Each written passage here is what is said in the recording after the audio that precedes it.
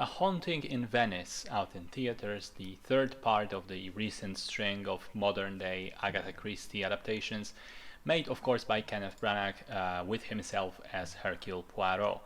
After the pretty decent Orient Express and pretty average Death on the Nile, comes a breath of fresh air that strays probably the furthest away from the source material yet, and a film that attempts to merge elements of a classic whodunit with a spooky horror film. Branagh is joined this time around by Michelle Yeoh, Jamie Dornan, Tina Fey, and several others. Story takes place in 1947 in Venice, as you may have guessed.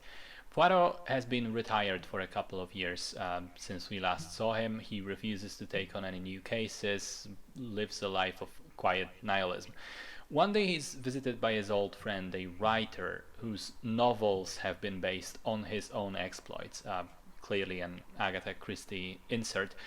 She insists that Poirot go with her to a mysterious seance to try and prove that the medium is in fact a fraud.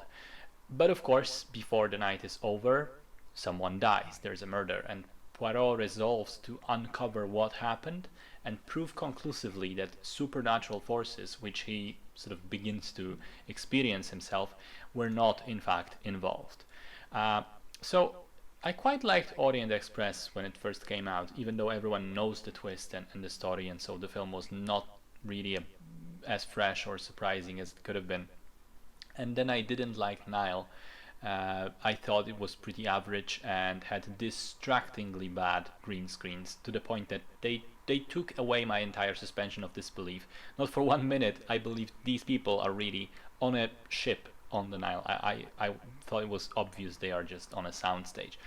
And so I'm quite pleased to say that I enjoyed Venice. I thought it was a competently made film, and crucially, it felt the most original out of the three so far, because it's merging genres so well. I mean, to be clear, it doesn't go the route of full-blown horror. You won't get terrified by it, but it is at times spooky, and the atmosphere is built quite well.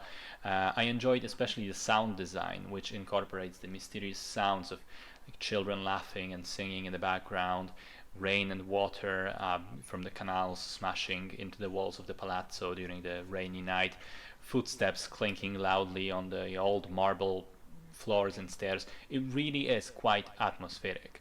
Branagh, as usual, is quite good as Poirot, and he's clearly having a blast. I mean, he said these movies are a passion project for him, so it's no surprise that he is involved in them. And crucially, I thought that the plot is quite good, maybe even the best so far, with a really interesting premise and hook, and then a satisfying conclusion. However, it isn't without flaw. I thought that Tina Fey was not great.